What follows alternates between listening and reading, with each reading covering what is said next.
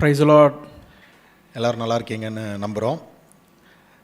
இது podcast 3. So வெற்றிகரமாக 2 podcast முடிச்சுட்டு இப்போ 3வது பாட்காஸ்ட் வந்திருக்கோம்.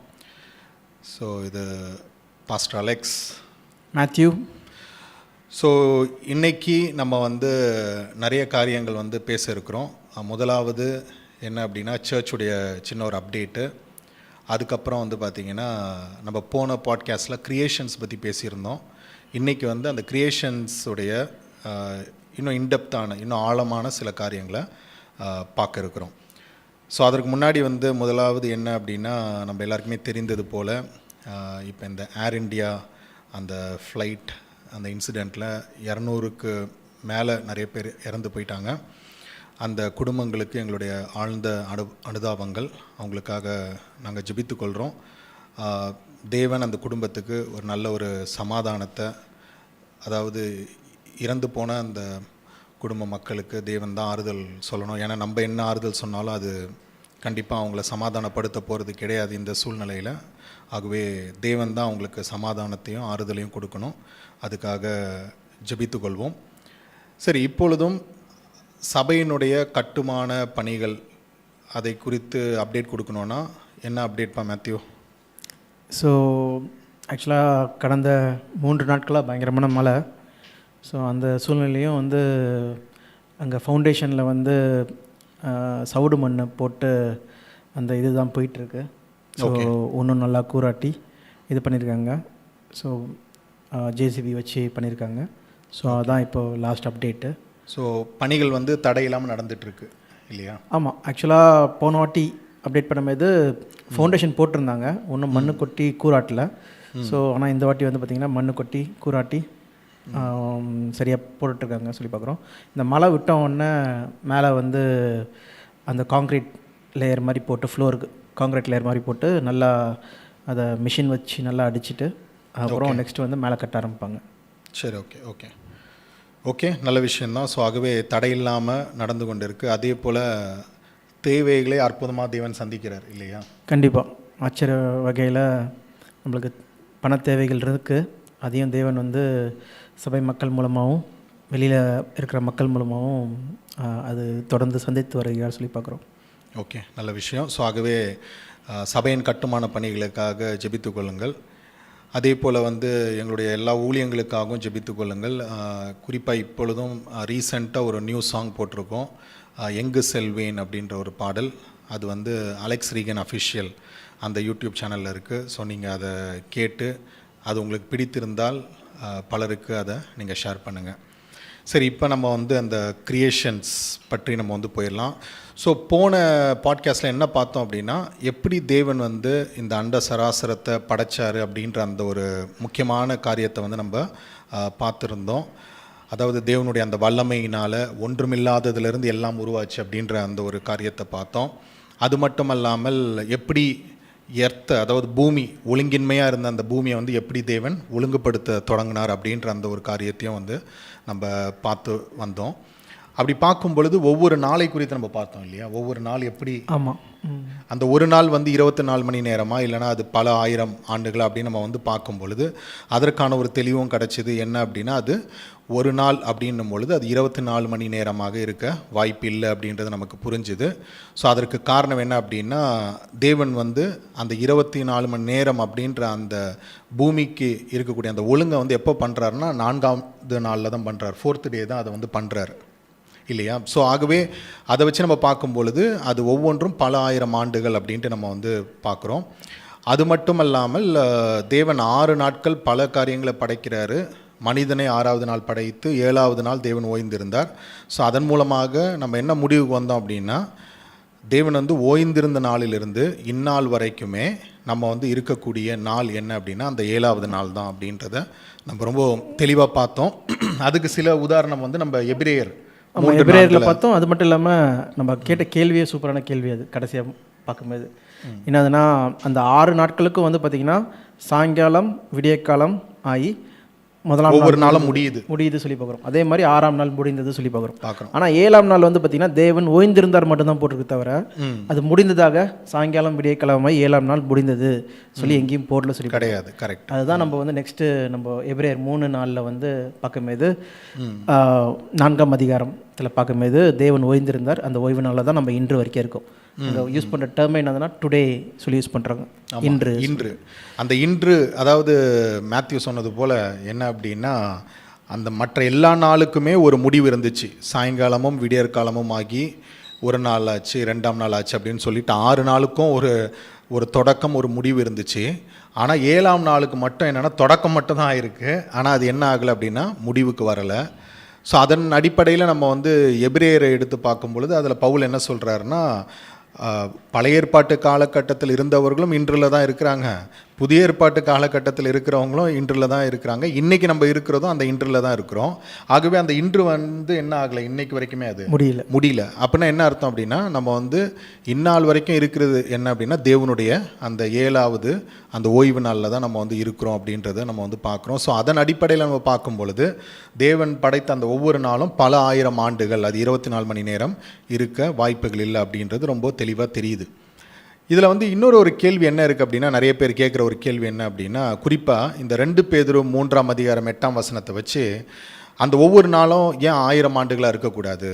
ஏன்னா வந்து அந்த வசனத்தில் எப்படி இருக்குன்னா, கர்த்தருக்கு ஒரு நாள் 1000 ஆண்டுகள் போலவும் 1000 வருடங்கள் ஒரு நாள் போலவும் இருக்குது அப்படின்னு சொல்லிட்டு சொல்லப்பட்டிருக்கு. ஸோ அந்த கேள்வி வந்து நிறைய பேருக்கு இருக்குது. அதை வச்சு நிறைய பேர் என்ன நினைக்கிறாங்கன்னா, அப்போ 1000 வருஷம் தான் வந்து பார்த்திங்கன்னா அந்த ஒவ்வொரு நாளுக்கும் 1000 வருஷம் அப்படின்ற ஒரு கணக்கை வந்து நிறைய பேர் சொல்கிறத நம்ம வந்து பார்க்குறோம். ஸோ அது எப்படி நம்ம புரிந்து கொள்ளலாம், இல்லைன்னா அது சரியாது? அது வந்து ஒரு மெட்டாஃபோர் மாதிரி தான் வந்து அங்கே சொல்கிறாங்கன்னு சொல்லி பார்க்குறோம். மெட்டாஃபோர்னா ஒரு காரியத்தை புரிய வைக்கிறதுக்காக அடையாள அர்த்தத்தோடு. ஃபார் எக்ஸாம்பிள் சொல்லணுன்னா, அங்கே கேட்குற அந்த கான்டெக்ட்லேயே சுற்றுச்சூழலையே பார்க்கும்போது இயேசு கிறிஸ்து வருவார் சொல்லி சொன்னீங்களே, ஆனால் பிதாக்கள் இருந்தது முதற்கொண்டு இப்போ வரைக்கும் வந்து அதே மாதிரி தான் நடந்து கொண்டு இருக்குதே சொல்லி சொல்லும்போது 2ஆம் வருகையை பற்றி பேசுகிறோம். ஆமாம், 2ஆம் வருகையை பற்றி பேசும்போது இயேசு கிறிஸ்து வருவார் சொல்கிறது. அப்போ பார்த்தீங்கன்னா ஒன்றுமே சேஞ்சே இல்லையே, உலகம் அதே மாதிரி தானே போயிட்டுருக்கு, எப்படி நீங்கள் சொல்கிறீங்க இந்த மாதிரி உலகம் முடிய போகுது சொல்லிட்டு சொல்லும்போது இப்படி தான்ப்பா நினச்சாங்க.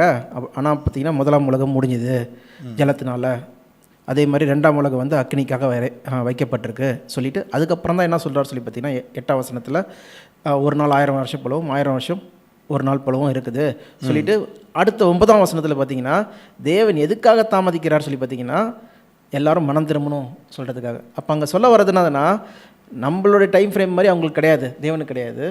இது என்னதுன்னா தேவன் எதுக்காக தாமதிக்கிறார்னா மனுஷர்கள் மனம் திரும்பணும் அதுக்காக தான் சொல்லி அந்த கான்டெக்ட். ஆக்சுவலாக என்ன நம்ம புரிந்து கொள்கிறோம் அப்படின்னா, அங்கே வந்து ஒரு நாள் 1000 வருஷம் போலவும் 1000 நாள் ஒரு வருஷம் போலவும் அப்படின்னு பேதுரு சொல்லும்போது ரெண்டும் ஒன்று தான்.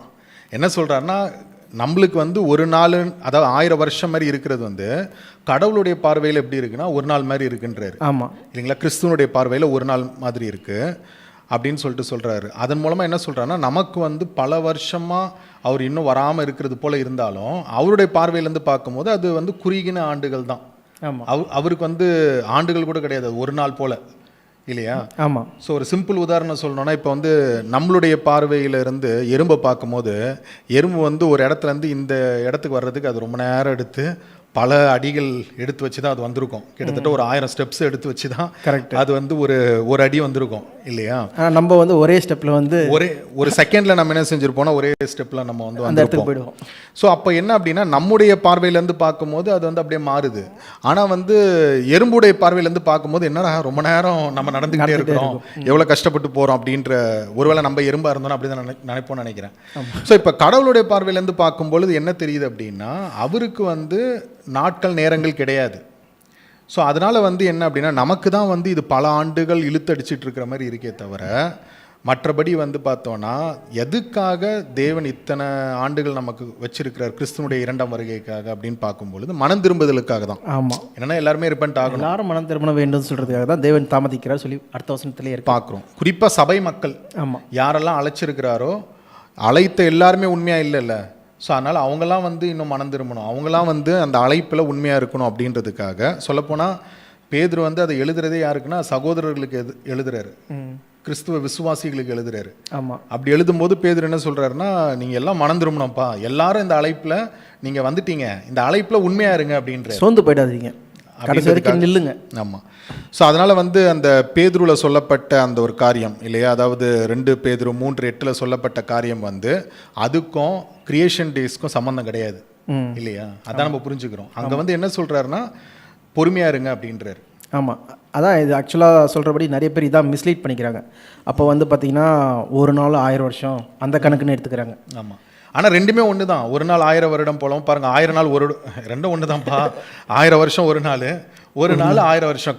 அப்படி பார்க்கும்போது மனுஷனுக்கு ஒரு நாள் தான், கிறிஸ்துவுக்கு அந்த ஒரு நாள் வந்து 1000 வருஷம் அப்படின்றது வந்து சொல்கிறாரு. ஆனால் அதை கூட பேதுரு எப்படி சொல்கிறாருன்னா ஒரு அடையாளமாக தான் சொல்கிறாரு. அவர் வந்து புரிய வைக்கிறாரு இல்லையா, வெயிட் பண்ணுங்க, அவர் தாமதிக்கிறது கிடையாது. நீங்கள் சிம்பிளாக சொல்லணும்னா, நம்ம சில பேர் வந்து ரொம்ப படப்படன்னு பேசுனாங்கன்னா நம்ம என்ன சொல்லுவோம்னா, ஏன் பறக்கிற அப்படின்னுவோம். ஆமாம் இல்லையா, ஏன் பறக்கிற அப்படின்னா அப்படியே பறந்து போயிட்டாங்களா, அப்படி கிடையாது. ஆமாம், ஈவன் நீங்கள் யோசிச்சு பார்த்தீங்கன்னா இஸ்ரேல் மக்கள் வந்து வனாந்தரத்தில் 40 வருஷம் நடந்து வந்தாங்க. அது தேவன் என்ன சொல்கிறாருன்னா அந்த நாளிலே சொல்லிட்டு, அந்த நாள் சொல்லிட்டு ஒரு நாள் மாதிரி கணக்கு சொல்கிறாரு, நீங்கள் வனாந்தரத்தில் சுற்றி தெரிந்தீங்க சொல்லிட்டு. ஸோ அதில் என்ன தெரியுதுன்னா, அப்போனா நம்மளுக்கு தான் இந்த நம்ம எல்லாருமே டைம் பவுண்டாக இருக்கறனால நம்ம எல்லாருக்குமே வந்து பார்த்தோன்னா ஒவ்வொரு நாளும் இத்தனை வருடங்கள், அதாவது பல வருடங்கள் போகிறது வந்து நமக்கு தெரியுது. ஆனால் தேவன் வந்து டைம் பவுண்டே கிடையாது. அதான் நம்ம முன்னாடி போன பாட்காஸ்ட்டில் கூட பார்த்தோம். அவர் வந்து காலத்திற்கும் நேரத்திற்கும் அப்பாற்பட்டு இருக்கிறாரு. அவர் வந்து அனாதியான தேவன் அப்படின்னு நம்ம வந்து பார்த்தோம். ஸோ அதனால் அப்படி இருக்கும் பொழுது தேவனுக்கு வந்து அந்த டைம் அதெல்லாமே எதுவுமே கிடையாது. இந்த பாயிண்ட் சொல்லாமல் எனக்கு தெரில. என்னதுன்னா, நம்ம 7ஆம் நாள் பற்றி பார்த்துட்ருக்கோம். ஆதாம் ஏவாள் வந்து பார்த்திங்கன்னா தப்பு செஞ்சதும் வந்து பார்த்திங்கன்னா இந்த 7ஆம் நாளில் தான். ஆமாம், ஓகே. அப்போது மரணம் வந்த பிறகு தான் என்ன பண்ணுறோன்னா, நம்ம வந்து எத்தனை நாள் இந்த பூமியில் உயிர் வாழ்கிறோம் சொல்லி நம்ம வந்து கால்குலேட் பண்ணுறோம். ஃபஸ்ட் பர்த்டே, செகண்ட் பர்த்டே, ஒரு 90 வயசு ஆச்சுன்னா ஆல்மோஸ்ட் மரணத்தை நெருங்கிட்டாங்க சொல்லிட்டு. ஆனால் ஆதாம் ஏவாளுக்கு வந்து 930 மரணத்தில் மறிச்சார் சொல்லி பார்க்குறோம். அப்போ அதுக்கு முன்னாடி 6ஆம் நாள் எப்போ பிறந்திருக்காரு, 6ஆம் நாள் எத்தனை நாள் வாழ்ந்திருக்காரு சொல்கிறதுலாம் நம்மளுக்கு தெரியாது. அப்போ அங்கே பார்த்தீங்கன்னா அவங்களுக்கு நாட்களுக்கு கணக்கே கிடையாது, பல 1000 ஆண்டு கூட இருந்திருப்பாங்க. ஆமாம், கரெக்ட். அதான். ஸோ அதனால் நல்ல பாயிண்ட். ஆனால் கண்டிப்பாக அந்த பாயிண்ட்டை பற்றி நம்ம அடுத்த பாட்காஸ்ட்டில் நம்ம பார்க்கலாம். அதாவது நித்திய ஜீவன். அதாவது ஆதாம் பாவம் செய்ததுக்கப்புறம், ஆதாமும் ஏவாளும் பாவம் செய்ததுக்கப்புறம் என்னெல்லாம் ஆச்சு அப்படின்றத நம்ம வந்து தனியாக பார்க்கலாம். சரி, ஆகவே அதில் நம்மளுக்கு ஒரு கிளாரிட்டி கிடச்சிடுச்சு. ஸோ ஒருவேளை இதில் வந்து பார்க்கக்கூடியவர்களுக்கு ஒரு மாற்று கருத்து இருந்தால் கூட சொல்லுங்கள். கண்டிப்பாக அது வேதத்தின் அடிப்படையில் இருந்தால் நம்ம வந்து அதை ஏற்றுக்கொள்ள தான் செய்யணும்.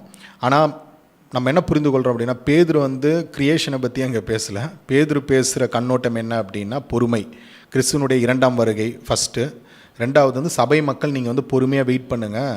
ஏன்னா நிறைய பேர் வந்து ஏன் அவர் இன்னும் வரலை, அவர் முன்னாடி இருந்து வராருன்னு சொல்கிறீங்க, இன்னும் வரலையே அப்படின்னு சொல்லிட்டு சபையில் அங்கே பேசிகிட்டு இருக்கிறாங்க. அதை அட்ரஸ் பண்ணுறதுக்காக பேதுரு என்ன சொல்கிறாருன்னா, நீங்கள் வந்து அவ்வளோ வந்து அவசரப்படாதீங்க, நமக்கு வந்து பல 1000 ஆண்டு இருக்கிற மாதிரி இருந்தாலும் கிறிஸ்துவனுடைய பார்வையில் அது கொஞ்ச நாள் தான், இல்லைனா ஒரு நாள் தான், ஆனால் பொறுமையாக இருங்க அப்படின்றத அங்கே பேசுகிறாரு. அதனால் வந்து ஆதியாகமத்தில் இருக்கக்கூடிய அந்த கிரியேஷன் டேஸையும் 2 பேதுருவில் சொல்லக்கூடிய அந்த ஒரு நாள் 1000 வருடத்தையும் நம்ம குழப்பிக்கொள்ள கூடாது. ரெண்டுமே வந்து தனித்தனியான ஒரு காரியமாக இருக்குன்னு நம்ம வந்து பார்க்குறோம். சரி, இப்போ போன பாட்காஸ்ட்டில் வந்து நம்ம என்ன முடிச்சிருந்தோம் அப்படின்னா, ஒரு கேள்வியோடு முடிச்சிருந்தோம். என்ன அப்படின்னா, இந்த பரிணாம வளர்ச்சி அது வந்து இருக்கலாமா, என்ன அப்படின்னா எவல்யூஷன் தியரி. இன்றைக்கி வந்து நிறைய கிறிஸ்துவர்கள் அதே போல் நிறைய பேர் வந்து ஒத்துக்கொள்கிறது கிடையாது. என்ன அப்படின்னா இந்த எவல்யூஷன் தியரி இல்லையா, அது வந்து இருக்க சாத்தியமே கிடையாது அப்படின்னு சொல்லிட்டு. ஸோ அந்த ஒரு கேள்வியோடு முடிச்சிருந்தோம். அப்படி பார்க்கும் பொழுது வேதத்தில் நம்ம பார்க்கும் பொழுது, இப்போ வந்து வேதத்தில் ஏதாவது எவல்யூஷன் பரிணாம வளர்ச்சின்னு ஒன்று இருக்கா அப்படின்னு பார்த்தோன்னா அந்த ஒரு வார்த்தைகள் கண்டிப்பாக இல்லை இல்லையா. பைபிளில் வந்து எவல்யூஷனு அப்புறம் வந்து பரிணாம வளர்ச்சி அப்படின்னு ஒன்றும் கிடையாது இல்லையா. ஆனால் வந்து என்ன தெரியுது அப்படின்னா, வேதத்தில் வந்து சில காரியங்கள் தேவன் அந்த ஒவ்வொரு நாளும் ஒவ்வொரு காரியத்தை படைக்கிற இல்லையா, ஒவ்வொரு காரியத்தை படைக்கிறத வச்சு நம்ம பார்க்கும் பொழுது அதில் சில க்ளூஸ் நம்மளுக்கு கிடைக்குது, இல்லைன்னா சில ரகசியங்கள் அங்கே வந்து வெளிப்படுத்தப்படுவதாக நம்ம வந்து பார்க்குறோம். இப்போ என்ன அப்படின்னா முதலாம் நாள் வந்து வெளிச்சத்தையும் இருளையும் பிரிக்கிறாரு. அதுக்கப்புறம் வந்து 2ஆம் நாள் ஆகாய விரிவை உண்டாக்குறாரு. அதே போல் 3ஆவது நாள் வந்து பார்த்திங்கன்னா மரங்கள், செடிகள், கொடிகள் இப்படின்னு சொல்லிட்டு எல்லாத்தையும் உண்டாக்குறாரு. அதுக்கப்புறம் வந்து பார்த்திங்கன்னா 4ஆவது நாள் சூரியன், சந்திரன், நட்சத்திரங்கள் அதெல்லாம் வந்து பண்ணுறாரு. 5ஆவது நாள் வந்து மிருகங்கள், மிருக ஜீவராசிகள், அப்புறம் மனிதர்கள் எல்லாத்தையுமே கிரியேட் பண்ணுறது சொல்லி பார்க்குறோம். மனிதர்கள் வந்து 6ஆவது நாள். ஆமாம் இல்லையா? ஸோ 5ஆவது நாள் வந்து எதை கிரியேட் பண்ணுறாரு அப்படின்னா சீ கிரியேச்சர்ஸ், அப்புறம் வந்து பறவைகள் அது எல்லாத்தையும் உண்டு பண்ணுறாரு. 6ஆவது நாள் தான் மிருகங்கள், அப்புறம் வந்து மனிதர்களை வந்து உண்டு பண்ணுறாரு. இப்போ இப்படி பார்க்கும்பொழுது என்ன அப்படின்னா, குறிப்பாக இந்த 3ஆவது நாளை குறித்து நம்ம வந்து பார்க்கும்பொழுது மரங்கள், செடிகள், கொடிகள்லாம் வந்து உண்டு பண்ணுறாரு இல்லையா? ஸோ அப்போ வந்து என்ன சொல்கிறேன்னா, தேவன் வந்து பூமியானது அதை வந்து பிறப்பிக்க கடவுது அப்படின்னு சொல்லிட்டு வந்து சொல்கிறார். இப்போ உதாரணம் அந்த வசனத்தை நான் வாசிக்கிறேன் பாருங்கள். ஆதியாகமம் 1ஆம் அதிகாரம் 11ஆம் வசனம். அப்பொழுது தேவன் பூமியானது புல்லையும் விதையையும் பிறப்பிக்கும் பூண்டுகளையும் பூமியின் மேல் தங்கள் ஜாதியின்படி கொடுக்கும் கனி விருட்சங்களையும் முளைப்பிக்க கடவுது என்றார். அது அப்படியே ஆயிற்று. ஸோ என்ன சொல்கிறாருன்னா, பூமி வந்து அது வந்து பிறப்பிக்கட்டும் அப்படின்றாரு. அந்த புல், பூண்டுகள், செடிகள், அதே போல் கனிகள். ஓகே, ஸோ இது எல்லாமே வந்து பார்த்தோன்னா பூமி வந்து பிறப்பிக்கட்டும் அப்படின்னு சொல்லிட்டு தேவன் வந்து சொல்கிறாரு. ஸோ அப்படின்னா என்னென்னா, தேவன் வந்து ஒவ்வொன்றுத்தையும் அவரு போய் என்ன செய்யலைன்னா நட்டு வைக்கல இல்லையா? ஒவ்வொரு செடி, கொடிகள் இது எல்லாத்தையும் வந்து ஒவ்வொன்றையும் என்ன செய்யலைன்னா அவர் வந்து இது பண்ணல. அவர் என்ன செய்கிறாருன்னா அதற்கான கட்டளைகளை வந்து பிறப்பிக்கிறாரு இல்லையா? எப்படி வந்து அது வந்து உருவாகணும் அப்படின்ற அந்த கட்டளையை வந்து பிறப்பிக்கிறாரு. பூமி தான் என்ன செய்யுது அப்படின்னா அது வந்து அந்த கட்டளைக்கு இணங்கி அது வந்து பிறப்பித்துக்குது. இப்போ உதாரணமாக சொல்லணும் அப்படின்னா, இப்போ வந்து சில செடிகள் வந்து நம்ம ஊரில் தான் வந்து விளையும். மாங்காய், மாம்பழமாக இருக்கலாம். அதே போல் இன்னும் நிறைய வாழை மரம். அதனால தான் ஆக்சுவலாக பார்த்தீங்கன்னா மேங்கோ சொல்லும்போது மாங்காலேருந்து தான் மேங்கோன்னு சொல்கிற பேர் வந்துச்சு. அதே மாதிரி கொய்யா வந்து கோவா. ஸோ நம்ம ஊர்லேருந்து விளைஞ்சதுனால. ஆனால் ஆப்பிள் சொல்கிறதுக்கு வந்து தமிழ்லேயே வந்து வார்த்தை கிடையாது. தமிழில் என்ன வார்த்தை இருக்குது ஆப்பிளுக்கு, இல்லை ஆரஞ்சுக்கு என்ன வார்த்தை இருக்குது? ஏன்னா நம்ம ஊரில் விளையில அது. கரெக்ட். அது மலை பிரதேசத்தில் இல்லைனா இங்கே இங்கிலாண்டில் அந்த மாதிரி விளைஞ்சதுனால அவங்க ஆப்பிள் சொல்லி பேர் வச்சுருக்காங்க. அது மட்டும் இல்லாமல் சில செடிகள் அதே போல் சில கனிகள் வந்து பார்த்தோன்னா நல்ல குளிர்ச்சியான இடங்களில் தான் விளையும். அதே போல் சில கனிகள் வந்து பார்த்தோன்னா நல்ல அந்த சூட்டுத்தன்மை, நல்ல ஹீட் இருக்கக்கூடிய இடத்துல தான் வந்து விளையும். ஸோ எல்லாமே எல்லா இடத்துலையும் விளையாது. இப்போ என்ன அப்படின்னா, தேவன் என்ன கட்டளை கொடுக்குறாருன்னா பூமிக்கு ஒரு அதிகாரத்தை கொடுக்குறாரு. ஏன்னா நீ என்ன செய்ய, உனக்கு எந்த இடத்துல பிறப்பிக்கணுமோ அந்த இடத்துல நீ என்ன செய்யாத பிறப்பிச்சுக்கோ அப்படின்னு சொல்லிட்டு அந்த கட்டளையை வந்து தேவன் வந்து போடுவதாக நம்ம வந்து பார்க்குறோம். அப்போது என்ன க்ரைட்டீரியாவில் என்ன காரியத்தின் நிமித்தம் அந்த மாதிரி மரம், செடி, கொடிகள் வளருது சொல்லி பார்க்கும்போது, அப்போ ஃபஸ்ட்டு வந்து மண், ரெண்டாவது வந்து கிளைமேட்டு. அதுக்கேற்ற மாதிரி அந்த விதைகளும் சரி, விதை இப்போ வந்து நம்ம கொய்யா மரத்தை எடுத்துகிட்டு போயிட்டு நம்ம அங்கே ஹிமாலயஸில் போட்டாலும் சரி, இல்லைனா வந்து இங்கிலாண்டில் போட்டாலும் சரி வளர கிடையாது. அதுக்கு வந்து அதுக்கேற்ற மண் இருக்கணும், அதுக்கேற்ற கிளைமேட் இருக்கணும். ஸோ அதே மாதிரி தான் அங்கே இருக்கிற ஆப்பிள் மரமும் இங்கே போட்டால் வளராது. ஸோ அப்போ வந்து பூமியானதே வந்து என்ன பண்ணுதுன்னா அதுக்கேற்ற மாதிரி பிறப்பிக்குது. அது மட்டும் இல்லாமல் வந்து பார்த்தோன்னா தேவன் என்ன சொல்கிறாருன்னா அதிநதி ஜாதிகள் அப்படின்றார். இப்போ ஆப்பிள்லேயே எடுத்துட்டோன்னா பல வகையான வெரைட்டி. க்ரீன் ஆப்பிள் இருக்குது, காஷ்மீரி ஆப்பிள் இருக்குது. ஆமாம், ஒன்று கிறிஸ்பியாக இருக்குது, ஆமாம், ஒன்று ரொம்ப சாஃப்டாக இருக்குது. வாழைப்பழமே எடுத்துக்கலாமே, எத்தனை வாழைப்பழம் இருக்குது?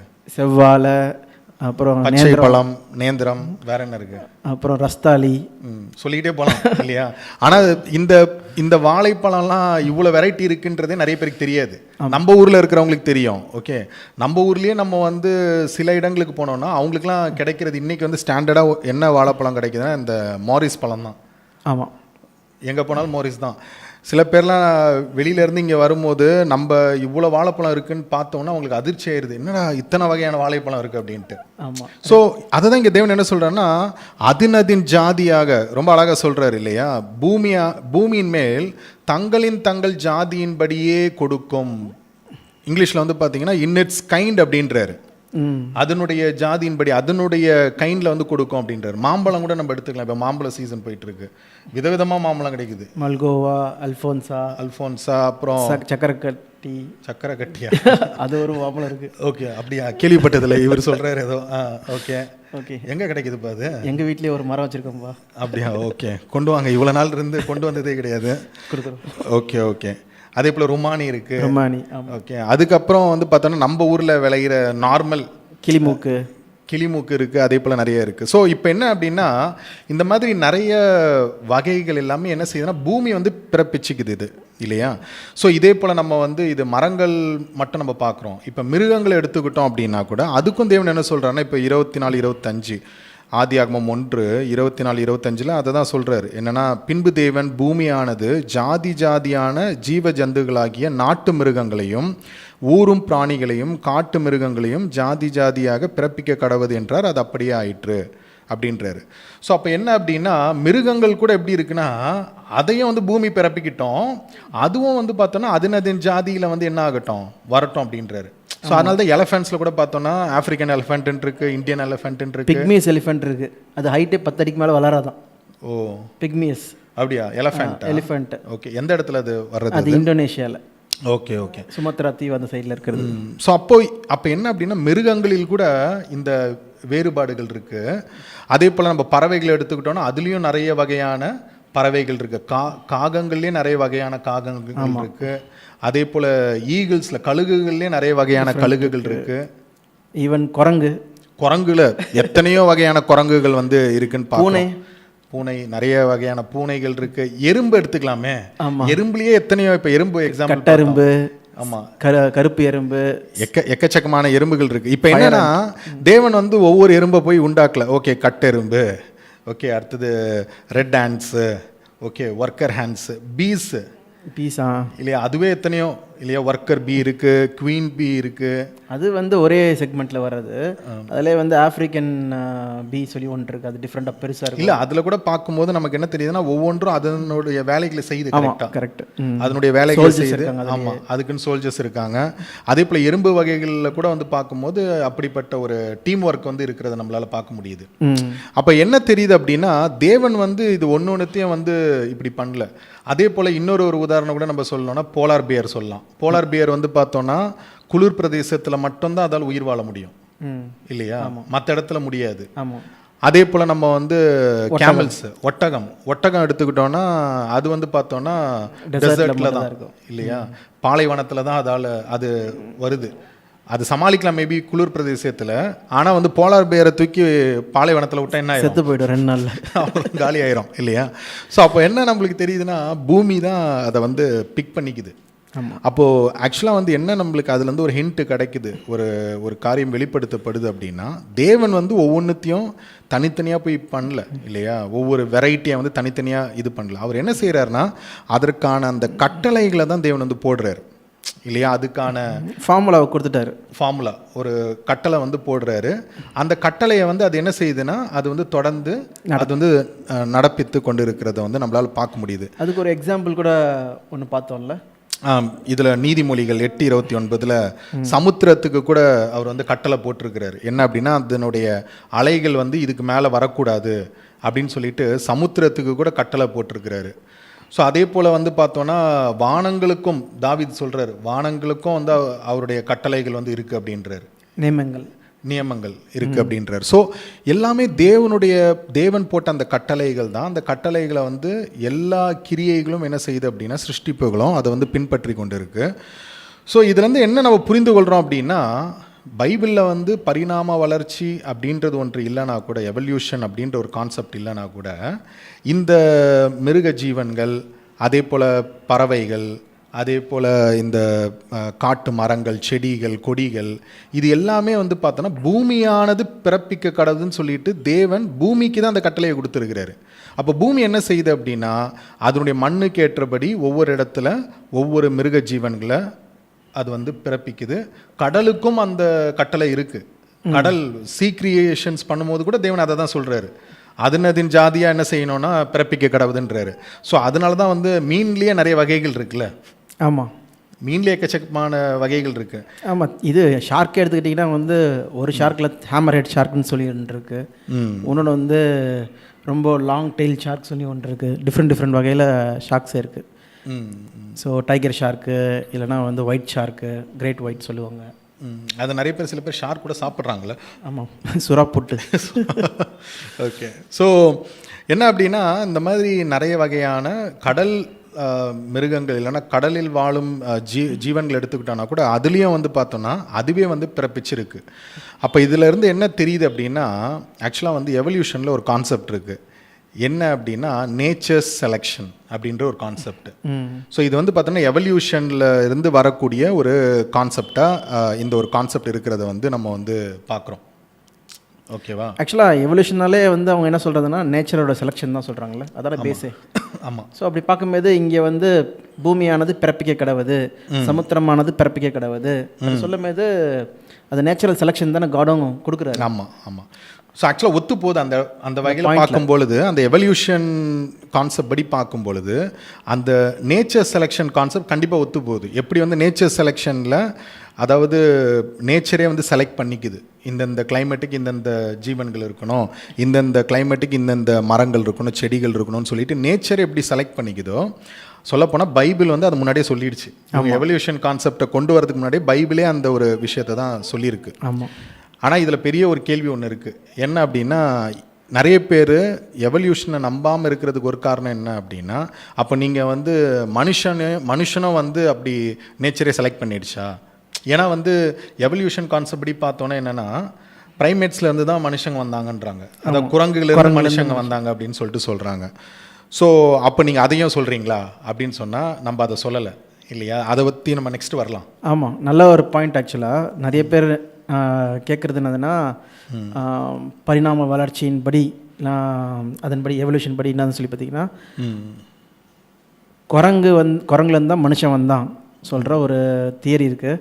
அதுவும் எந்த குரங்கு சொல்லி பார்த்தீங்கன்னா ஹோமோசெப்பியன்ஸ் சொல்லிட்டு, அதில் ஃபஸ்ட்டு கண்டுபிடிச்ச அந்த எலும்பு என்னன்னு பார்த்தீங்கன்னா லூசி சொல்கிற ஒரு பொண்ணு. அதுதான் வந்து ஹியூமனுடைய லைக்னஸில் வந்து இருக்குது. அதுதான் இன்டெலிஜென்ஸ் பீயிங்காக இருந்தது. ஆனால் அதெல்லாம் ப்ரூவ் ஆனாது, அந்த லூசின்ற அந்த இதெல்லாம் அதெல்லாம் வந்து ஆஃப்ரிக்காவில் தியரியா, ஸ்பெக்குலேஷன் அதே ஆனால் போன்ஸும் கிடச்சிருக்கு. ஓகே ஓகே, போன்ஸும் கிடச்சிருக்கு. ஆனால் வந்து என்ன ப்ராப்ளம் சொல்லி பார்த்தீங்கன்னா, அந்த ஸ்டேஜ்லேருந்து இந்த மாடர்ன் ஹியூமனாக இருக்கிற ஸ்டேஜுக்கு வந்து எப்படி மாறினாங்க சொல்கிறதுக்கு வந்து மிஸ்ஸிங் லிங்க். அது எப்படி மாறுது தெரில. அதுதான் இவங்க எவல்யூஷன் சொல்லிட்டு சொல்கிறாங்க. மேபி எவல்யூஷனில் இருக்கலாம், மேபி ஃபியூச்சர் டேஸில் நம்மளுக்கு தெரிய வரலாம், இன்னும் கண்டுபிடிக்கணும் சொல்லி அந்த இதில் இருக்காங்க. சரி, ஓகே.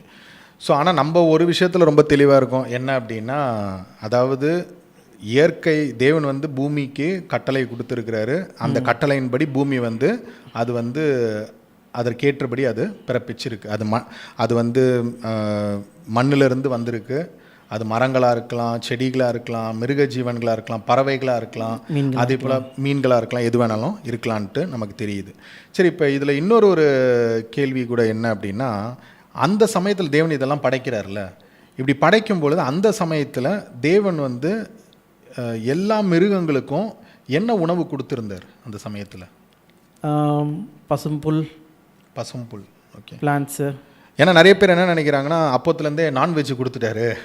ஆமாம், ஏன் அந்த கேள்வி கேட்குறாங்கன்னா, இப்போது சிங்கம் புலிலாம் இருக்குது. அது பல்லு பார்த்தீங்கன்னா இங்கே K9 டீத். ஓகே, ரொம்ப ஷார்ப்பாக, அதுவும் 2 இன்ச் கிட்ட இருக்கும். இங்கேயும் 2 இன்ச் கிட்ட இருக்கும் கீழேருந்து. ஓகே, கீழே பின்னாடி இருக்க பல்லாம் மோலார்ஸ் கிடையாது. மோலார்ஸ்னால் வந்து தட்டையாக இருக்கிற கிரைண்டிங் டீத் கிடையாது. அதுக்கு ஷார்ப்பாக இருக்கிற டேரிங் டீத், சிசர் மாதிரி இருக்கிற மாதிரி, சிசர் மாதிரி கட் பண்ணுற டீத் தான் இருக்குது. அப்படி இருக்கும்போது வந்து எப்படிப்பா இது, இதெல்லாம் வந்து பிச்சு சாப்பிட்றது தானே, எலும்பை கடிச்சு பிக்கிறது தானே, அது எப்படி வந்து புல் இல்லை சாப்பிட்றதா இருக்கும்? ஏன்னா நம்ம அந்த வசனம் படிச்சிடலாம் ஒரு வாட்டி. அதான். ஸோ பைபிளில் வந்து பார்க்கும்போது தேவன் படைக்கும் போது எல்லா மிருக ஜீவனுக்கும் தேவன் வந்து புல் பூண்டுகள் தான் கொடுத்துருக்கிறாரு. ஸோ எல்லாருமே வந்து பார்த்தோன்னா ஹெர்பியோரஸாக தான் இருந்திருக்காங்க இல்லையா? ஸோ அது வந்து பார்த்தீங்கன்னா ஆதியாகமம் 1ஆம் அதிகாரம் 29 இருக்குது. பின்னும் தேவன் இதோ பூமியின் மேல் எங்கும் விதை தரும் சகலவித பூண்டுகளையும் விதை தரும் கனிமரங்களாகிய சகலவித விருட்சங்களையும் உங்களுக்கு கொடுத்தேன், அவைகள் உங்களுக்கு ஆகாரமாக இருக்க கடவுது. அப்புறம் 30வது வசனத்தில் சொல்கிறாரு, பூமியில் உள்ள சகல மிருக ஜீவன்களுக்கும் ஆகாயத்தில் உள்ள சகல பறவைகளுக்கும் பூமியின் மேல் ஊறும் பிராணிகள் எல்லாவற்றிற்கும் பசுமையான சகல பூண்டுகளையும் ஆகாரமாக கொடுத்தேன் என்றார். அது அப்படியே ஆயிற்று. இப்போ அதுங்களுக்கும் பசுமையான பூண்டுகள். இதுலேயே நம்ம ஒரு டிஃப்ரென்ஸ் பார்க்குறோம். என்னதுன்னா, மனுஷங்களுக்கு வந்து பார்த்தீங்கன்னா கனி தரும், மரத்தில் கனி தரும் காரியங்களில், அப்புறம் செடிகளில் கனி தரும் கனி இருக்கிற மட்டும்தான் சாப்பிட்ணும்னு சொல்லிட்டு, மிருகங்களுக்கு வந்து பார்த்தீங்கன்னா பிளான்ட்ஸு இல்லைனா கிராசஸ் அது சாப்பிட்ணும்னு சொல்லிட்டு. ஸோ இந்த டிஃப்ரென்ஸ் நம்ம பார்க்குறோம் மனுஷங்களுக்கும் இதுக்கும். பட் லேட்டராக பார்க்கலாம். ஆனால் இப்போ பார்த்த நீங்கள் கேள்விப்படி சிங்கமாக இருக்கட்டும், புலியாக இருக்கட்டும், எல்லாம் வந்து ஒரு பயங்கரமான ஒரு எது வேணா இருக்கட்டும், ஓகே, எல்லாமே வந்து பார்த்திங்கன்னா புல்லை தான் சாப்பிட்ருக்கு. அப்போ இது எப்போ மாறிச்சு? அது ஃப்யூச்சரில் தான் நோவா காலத்து. அது நம்ம இன்னொரு பாட்காஸ்ட்டில் பார்க்கலாம். ஆமாம். ஏன்னா இப்போ வந்து பார்த்தோன்னா மேத்யூக்கெலாம் நான்வெஜ் இல்லாமல் எதாவது இறங்காது. ஆமாம், நான் அதான் எங்கள் வீட்டில் சொல்கிறது என்னதுன்னா, எனக்கு ஏன் இந்த பல்லு கொடுத்துருக்காங்க தெரியுமா, கறியை சாப்பிட்றது தான் அப்படி சொல்லுவேன். ஓகே. ஸோ அதனால் வந்து பார்த்தோன்னா இன்றைக்கி வந்து நான்வெஜ் இல்லாமல் இருக்க முடியாது, அந்த அளவுக்கு ஆகி போச்சு. ஆமாம் இல்லையா? ஸோ ஆனால் என்ன தெரியுதுன்னா, நோவா காலம் முன்னாடி வரைக்குமே எல்லாருமே வந்து புல் பூண்டுகள் தான் சாப்பிட்டுருக்காங்க. இப்போ அந்த கேள்வி நான் ஒன்றும் முடிக்கல. நம்ம என்னதுன்னா, சிங்கத்துக்குலாம் வந்து பார்த்தீங்கன்னா டேரிங் டீத் தான், அப்படி தான் உருவாக்கப்பட்டிருக்கு. அப்படி ஆனால் பைபிளில் வந்து பார்த்தீங்கன்னா புல் பூண்டுகள் தான் சாப்பிட்டுது. மரம் செடி அந்த என்னதுன்னா அதில் க்ரீன் கிராசஸ்ஸு, க்ரீன் பிளான்ஸ் தான் சாப்பிட்ருக்கு சொல்லி போட்டிருக்கு. கீரை வகைகள் தான் சாப்பிட்ருக்கு. அப்படி இருக்கும்போது நம்ம பெஸ்ட் எக்ஸாம்பிள் எது பார்க்கலான்னா வந்து கொரிலா, ஓகே, இல்லைன்னா வந்து சிம்பான்சியாக இருக்கட்டும், இல்லைனா வந்து இதாக இருக்கட்டும் பபுன்ஸ். அதுக்கெலாம் டீத்து பார்த்தீங்கன்னா கேனைன் இருக்கும். ஆமாம், ஃபுல்லு இவ்வளோ பெருசாக இருக்கும். பார்த்தீங்கன்னா பல்ல திறந்ததுனாலே வந்து பார்த்தீங்கன்னா அப்படியே இங்கே இறங்கி, ஆனால் ஃபுல்லாக ஹெர்பிவோரஸ். ஓகே, ஈவன் நீங்கள் வந்து அந்த கரடிலே வந்து ஒரு கரடி இருக்குது, எதுனா சைனாவில் விளாட்றது பேண்டா கரடிகள். அது ஃபுல்லாக வந்து இந்த மூங்கில் செடியை தான் வந்து சாப்பிட்டுருக்கும். மூங்கில் அந்த அதில் இருக்கிற ஸ்டெம்மை தான் சாப்பிட்டுருக்கோம். ஓகே, ஸோ அதெல்லாம் எப்படி, அதுக்கும் பல்லு பார்த்தீங்கன்னா அந்த மாதிரி தான் இருக்குது. ஸோ அப்போ பார்த்தீங்கன்னா முன்னாடி வந்து அது சாப்பிட்டு இருந்திருக்கு, லேட்டரான் வந்து அது மாறி இருக்கு சொல்கிறதுக்கான ஒரு எக்ஸாம்பிள் இது கூட நம்ம பார்க்குறோம். கரெக்ட், நல்ல ஒரு எக்ஸாம்பிள் தான் அது. ஸோ அதனால் என்ன ஒன்று தெரியுது அப்படின்னா, காடு வந்து எல்லாரையும் ஹெர்பிவோரஸாக தான் படைச்சிருக்காரு. ஆனால் இப்போ தான் வந்து கார்னிவோரஸாக நிறைய பேர் மாறிட்டோம். ஸோ அதற்கும் வந்து பார்த்தோன்னா ஒரு காரணம் இருக்குது. தேவன் வந்து காரணம் இல்லாமல் எதையும் வந்து அப்படி மாற்றுறது கிடையாது. ஸோ ஏன் அதை மாற்றினாருன்றதை நம்ம வந்து பார்க்கலாம், வரக்கூடிய பாட்காஸ்ட்டில் பார்க்கலாம். சரி, இப்போ என்ன நம்ம ஒரு கேள்வி வச்சுருந்தோம் அப்படின்னா, பரிணாம வளர்ச்சியின்படி சில காரியங்கள் ஒத்து போகிறதா நம்ம பார்க்குறோம். எப்படி வந்து பரிணாம வளர்ச்சியின்படி வந்து நேச்சர் செலெக்ஷன் இருக்குது, அதே போல் வந்து பார்த்தோன்னா பைபிள்லேயும் வந்து பூமியை வந்து செலக்ட் பண்ணிட்டோன்ட்டு தேவன் வந்து அதற்கான நியமங்களை கட்டளைகளை வந்து அவரே உண்டு பண்ணுறாருன்னு பார்க்குறோம். அப்படி இருக்கும் பொழுது மிகப்பெரிதான ஒரு விமர்சனம் இந்த எவல்யூஷனிஸ்ட் மேலே வந்து நிறைய கிறிஸ்தவர்கள் வைக்கக்கூடிய ஒரு விமர்சனம் என்ன அப்படின்னா, கடவுள் வந்து அப்போ மனுஷனை, அதாவது அப்போ நீங்கள் மனுஷனையும் வந்து எப்படி சொல்கிறீங்கன்னா அதுவே அவனே வந்துட்டான் அப்படின்னு சொல்கிறீங்களே அப்படின்ற ஒரு விமர்சனம் தான் நிறைய இருக்கிறத நம்ம வந்து பார்க்கலாம். என்ன நினச்சிடறாங்கன்னா, இப்போ எவல்யூஷனை நீங்கள் பிலீவ் பண்ணிங்கன்னா மனுஷன் வந்து குரங்குலேருந்து தான் வந்தால் சொல்லி நம்புறீங்க அப்படின்னு சொல்லிட்டு கிறிஸ்தவர்கள் என்ன பண்ணுறாங்கன்னா அந்த ஒரு ஸ்டாண்ட்ஸ்க்கு போயிடுறாங்க. அப்படி கிடையாது, அதை நம்ம பிரித்து பார்க்க கற்றுக்கணும். ஏன்னா காடே பிரித்து தான் காமிச்சிருக்காரு நம்ம. கரெக்ட். ஏன்னா அதாவது அவ்வளோ கிரியைகளை அவர் வந்து உண்டு பண்ணும் பொழுது தேவன் வந்து எதுவுமே சொல்லலை, எல்லாம் நல்லதுன்னு சொல்கிறாரு. ஆனால் மனுஷனை பண்ணும் பொழுது மட்டும் அங்கே வந்து ரொம்ப ஒரு பெரிய ஒரு டிஃப்ரென்ஸ் அங்கே சொல்கிறாரு. என்ன சொல்கிறாரு அப்படின்னா, நம்முடைய சாயலில் அவனை உண்டு பண்ணலாம் அப்படின்றாரு.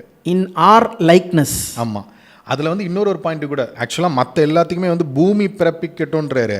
மனுஷனை மட்டும் சொல்லும் போது மட்டும் பூமி பிறப்பிக்கட்டும் சொல்லலை. ஆமாம், ஏன்னா அது அந்த வசனம் வேணால் வாசிக்கலாம் பாருங்கள். 1:27 ஆதியாகமம் 1:27, தேவன் தம்முடைய சாயலாக மனுஷனை சிருஷ்டித்தார். பூமியானது பிறப்பிக்கிட்டோன்னு சொல்லலை.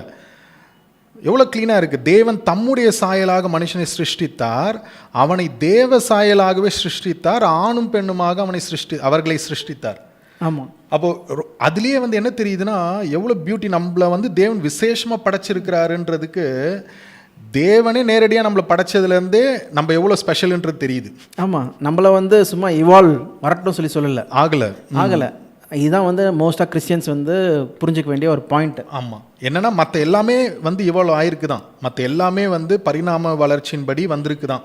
அது வந்து அதற்கு வந்து அறிவியல் ஆதாரங்களும் இருக்குது, சயின்டிஃபிக் இதுவும் இருக்குது. சொல்லப்போனால் ஒன்றுமே கிடையாது. இப்போ நீங்கள் போய் விதையை போய் போடுறீங்க, தேவன் பிறப்பிக்கிட்டோன்னு சொல்கிறாரு, அதுவே விளையுது இல்லை? ஆமாம். ஸோ அப்போ என்ன அப்படின்னா, அந்தந்த பூமியில் நீங்கள் போட வேண்டிய விதையை போட்டிங்கன்னா அது வருது. அப்படி இருக்கும் பொழுது இந்த பூமி வந்து அதற்கான பலனை வந்து கொடுத்து கொண்டு தான் இருக்குது. அப்படி இருக்கும் பொழுது மனுஷனை மட்டும் தேவன் வந்து எப்படி பிறப்பிக்கிறார் அப்படின்னா, அவருடைய சாயலில் நேரடியாக அவரே பிறப்பிக்கிறார். பூமியானது வந்து என்ன செய்யலை, அதை வந்து பிறப்பிக்கலன்றது நம்ம வந்து பார்க்குறோம்.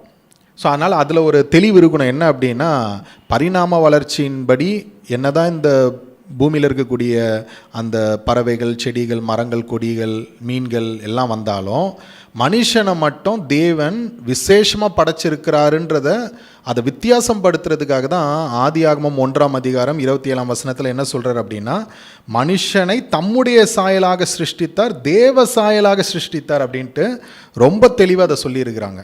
சரி, இப்போ எனக்கு கேள்வி வருது. இப்போது மனுஷனை மட்டும் பயங்கர சூப்பராக வந்து அவரே அவரோட சாயல்லையே உண்டு பண்ணியிருக்காரு சொல்லும்போது, அப்போ அந்த சாயல்னால் என்னது?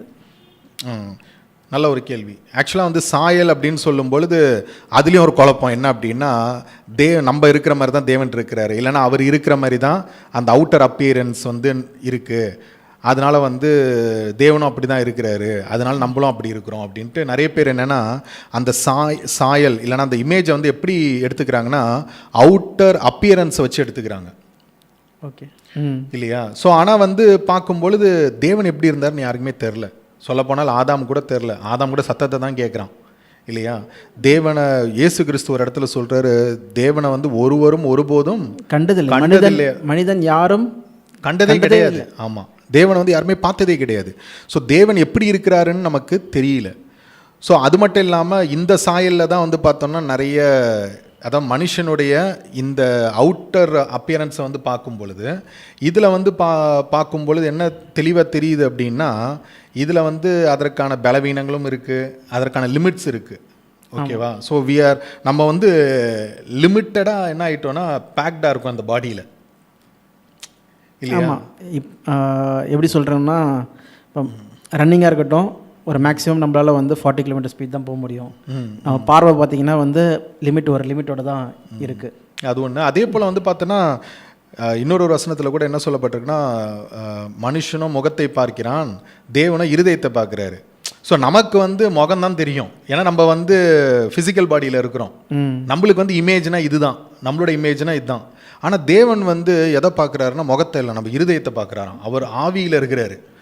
ஓகே, அவர் எந்த இமேஜில் இருக்கிறாருன்னு நம்மளால் சொல்லவே முடியாது, ஏன்னா வந்து யாருமே அதை டிஸ்கிரைபே பண்ணல, ஜீசஸும் டிஸ்கிரைப் பண்ணல, எதுவுமே பண்ணல. அப்போது இந்த இடத்துல சொல்லப்படக்கூடிய இமேஜ் வந்து எதை குறிக்குது? அதாவது தேவன் தம்முடைய சாயலாக மனுஷனை சிருஷ்டித்தார் அப்படின்னு சொல்லும் பொழுது இங்கே எதை குறிக்குது அப்படின்னா, தேவனுடைய அந்த குணாதிசயங்கள் அது யாருக்கு மட்டும்தான் இருக்கு? மனுஷனுக்கு மட்டும்தான் இருக்கு, இல்லையா? அந்த கேரக்டரிஸ்டிக்ஸ், அந்த குணாதிசயங்கள் வந்து பார்க்கும் பொழுது தேவனுக்கும் நமக்கும் என்ன ஆகுதுன்னா ஒத்து போகுது அது. ஆமாம். இப்போ அதுலேயும் ஒரு கேள்வி இருக்கலாம் எல்லாருக்கும், என்ன அப்படின்னா, அது என்னப்பா கேரக்டரிஸ்டிக்ஸ், அது என்ன குணாதிசயம், அது என்ன நமக்கும் தேவனுக்கு மட்டும் ஒத்து போகுது, மிருகங்களுக்கு ஒத்து போகாதா அப்படின்னா? அப்போனா சில பேர் என்ன சொல்லலாம்னா, அன்பு, அப்போ மிருகங்களுக்கு அன்பு இல்லையா? அன்பு இல்லையா? நம்ம மனுஷங்களுக்கு மட்டும் தான் அன்பு இருக்கா? பாரு, முதல்ல கூட என்ன பண்ணுது, அது குட்டிங்களை வந்து வாயில் வச்சிருக்கு, ஆனால் நீ கை விடு உன்னையே சாப்பிட்றோம். ஓகே, அப்போ பார்த்தீங்கன்னா அந்த குட்டி மேலே அன்பு வச்சிருக்கு, பார்த்தீங்களா? அது இல்லை, அந்த அன்பு இருக்குன்னு சொல்கிறேன். என்னதான் வந்து அது வந்து பாம்பை வளர்த்தாலும் வந்து அது வளர்த்தவங்களே கொத்தும் சொல்லி பார்க்குறோம், அந்தளவு இன்டெலிஜென்ஸ் இல்லைனாலும் அந்த தாய் சொல்கிற ஒரு அன்பு இருக்குல்ல, அதோட குட்டிங்களை வந்து அதை சாப்பிடாது. ஸோ அந்த பாயிண்டில் சொல்ல வரேன். அதில் கூட சில மிருகங்கள்லாம் அதோட குட்டியை சாப்பிட்றோம். இப்போ பசியில் சிலதுங்களாம் என்ன செய்யறோன்னா, அதாவது அந்த குட்டி போட்ட உடனே பசியில் வந்து, எனக்கு தெரிந்தபடி நாய்கள் கூட ரொம்ப பசியில் குட்டி போட்ட உடனே சாப்பிட்ருவாங்க அதோட குட்டி. பூனை பார்த்துருக்கேன், பூனை. ஸோ அந்த மாதிரிலாம் இருக்குது. சரி, ஓகே. ஸோ அப்போ என்னென்னா, குணாதிசயம் சொல்லும்போது என்னெல்லாம் நம்ம சொல்லலாம் அப்படின்னா, இப்போ நம்ம பைபிளை வாசிக்கும் போது நமக்கு தெரிந்த ஒரு காரியம், இல்லைன்னா சொல்லப்போனால் 3 முக்கியமான காரியங்கள் தேவனுக்கும் நமக்கும் இருக்கக்கூடிய அந்த ஒத்து போகக்கூடிய குணாதிசயங்கள் இல்லைன்னா கேரக்டரிஸ்டிக்ஸ் அப்படின்னு சொல்லும்போது, முதல் விஷயம் நமக்கு தெரிந்தபடி படைப்பாற்றல், கிரியேட்டிவிட்டி. ஆமாம். ஸோ எந்த குரங்கும் வந்து ஒரு பென்சிலையும் கண்டுபிடிக்கல, ஒரு பெண்ணையும் கண்டுபிடிக்கல, எல்லாம் எந்த ஒரு விஷயத்தையும் வந்து கண்டுபிடிக்கல, மனுஷன் கண்டுபிடிச்சது போல்.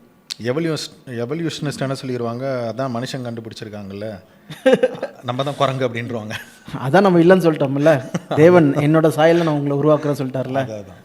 ஸோ கண்டிப்பாக எந்த ஒரு மிருகமும் வந்து பார்த்தோன்னா ஒரு க்ரியேட்டிவான எதுவுமே வந்து கண்டுபிடிக்கல. இன்றைக்கி வந்து பார்த்திங்கன்னா மனுஷனுடைய படைப்பாற்றலுக்கு அளவே இல்லாமல் போயிடுச்சு. இப்போ உதாரணமாக இன்றைக்கி நம்ம வந்து பேசுகிறது இதுவே எவ்வளோ க்ரியேட்டிவாக இருக்குது. ஆமாம், அது இந்த பாட்காஸ்ட், மைக்கு, கேமரா, இதுக்கான லைட் செட்டிங்ஸ் பண்ணுறதா இருக்கலாம். இப்போ லைவ்ல இங்கே நடந்துட்டு இருக்கு, இங்கேருந்து யூஎஸில் இருக்கவங்க வந்து லைவ்ல பார்த்துட்டு இருக்காங்க. மேபி வந்து ஒரு 20 செகண்ட் 30 செகண்ட் டிலே இருக்கலாம், ஆனால் மற்றபடி பார்த்தீங்கன்னா அவ்வளோ சீக்கிரத்தில் போயிட்டுருக்கு. ஆனால் இதுவே ரொம்ப ஆச்சரியமான விஷயம் என்ன அப்படின்னா, ஒரு 200-300 வருஷத்துக்கு முன்னாடி இங்கேருந்து எப்படிப்பா அங்கே கேட்பாங்கன்ற ஒரு விஷயம் இருக்கும் இல்லையா? அதாவது இந்த இடத்துல இருந்துட்டு அங்கே வந்து கேட்குறாங்க, வெளிநாட்டில் கேட்குறாங்க, கிட்டத்தட்ட ஒரு 10,000 கிலோமீட்டர் தொலைவில் எப்படி கேட்பாங்க, அதெல்லாம் வாய்ப்பே இல்லைன்னு தான் சொல்லிட்டு இருந்திருப்பாங்க. ஆனால் இன்றைக்கி வந்து அது ரொம்ப சாதாரணமாக இருக்குது. சும்மா என் மைண்டில் யோசிக்கிற ஒரு தாட்டு, ஒரு 300 வருஷத்துக்கு முன்னாடி ஒருத்தர் வாழ்ந்தவரை வந்து இப்போ இந்த 21st செஞ்சுரியில் இப்போ கொண்டு வந்தோன்னா பார்க்குற காரில் என்ன சொல்லுவார், ஏதோ வண்டி போட்டு போயிட்டுருக்கு 4 சக்கரத்தில் 4 சுத்திர வண்டின்னு சொல்லுவாரோ இல்லைன்னா மிருகம்னு சொல்லுவாரோ? மிருகம் சொல்லுவாரோ, 2 கண்ணு தெரிந்தது அதுக்கு. ஆமாம், இல்லை நீ காரை எடுத்துக்க வேணாம், நம்ம வந்து ஃப்ளைட் எடுத்துக்கிட்டோன்னா அவர் ஒரு பறவைன்றுவார். ஆமாம், ஏன்னா ஒரு ஃப்ளைட் வந்து மேலே போகுது, இல்லைனா ஒரு ஃப்ளைட் கீழேருந்து இந்த டேக் ஆஃப் ஆகும் போதே அவருக்கு எப்படி இருக்கும்னா, என்னடா இவ்வளோ பெரிய பறவை, அவங்களுக்கு வந்து அப்படி தானே இருக்கும், என்னடா இவ்வளோ பெரிய ஒரு பறவை, பயங்கர சத்தம் பறவையாக இருக்குது அப்படின்னு. ஸோ அதுக்கப்புறம் இன்னொன்று அவங்க மைண்டு குழம்பியே போயிடும். அதுலேருந்து ஆளுங்க லேண்ட் பண்ணதுக்கப்புறம் உள்ளேருந்து ஆளுங்க வந்தாங்கன்னா அவங்க தலை சுற்றி கீழே விழுந்துருவாங்க, வயிற்றுக்குள்ளேருந்து வராங்க ஆளுங்க அப்படி சொல்லிட்டு. ஆமாம். ஸோ என்னென்னா வந்து பார்த்தோன்னா இதெல்லாம் இன்றைக்கி ரொம்ப ஆச்சரியமாக இருக்குது நமக்கு. ஆனால் மனுஷனுடைய அந்த படைப்பாற்றலுக்கு அளவே இல்லாமல் போயிருக்கு. எப்படி வந்து தேவன் இந்த பூமி அண்ட சராசரம் வந்து பார்க்கும்போது எவ்வளோ க்ரியேட்டிவாக இருக்குது ஒவ்வொன்றும் இல்லையா? சொல்லப்போனால் நம்ம மனுஷங்க லேர்ன் பண்ணுறதே இந்த பூமியிலேருந்து தான் இல்லையா? அதாவது ஃப்ளைட்ஸ் கண்டுபிடிச்சதே பறவைகளை பார்த்து தானே, எப்படி பறவைகள் பறக்குது அப்படின்னு சொல்லி அதை பார்த்து தான் கண்டுபிடிக்கிறாங்க.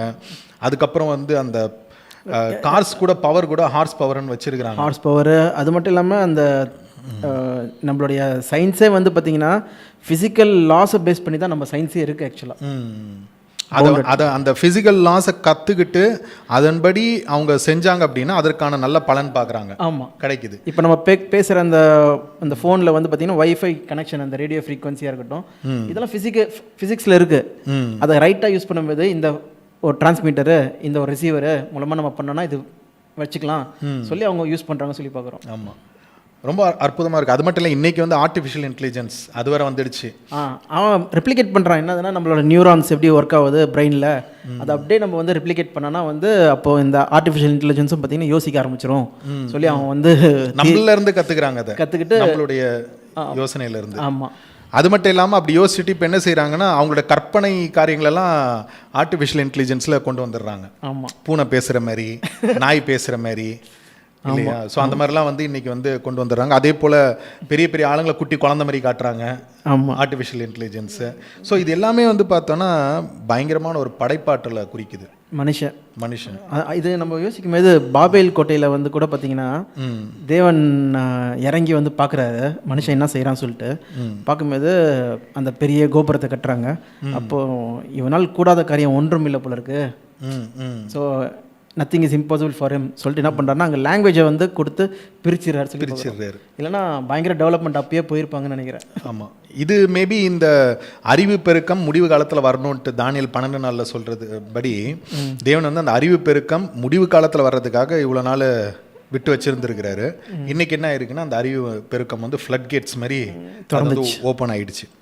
ஆமாம், ஆனால் என்ன இதுலேருந்து தெரியுது அப்படின்னா, எப்படி தேவன் அவர் வந்து ஒரு படைப்பாற்றல் உள்ளவராக இருக்கிறாரோ அதே போல் அவருடைய சாயலில் இருக்கக்கூடிய மனுஷங்களாகிய நம்ம கூட எப்படி இருக்கிறோன்னா அந்த படைப்பாற்றல் கொண்டவர்களாக இருக்கிறோம்.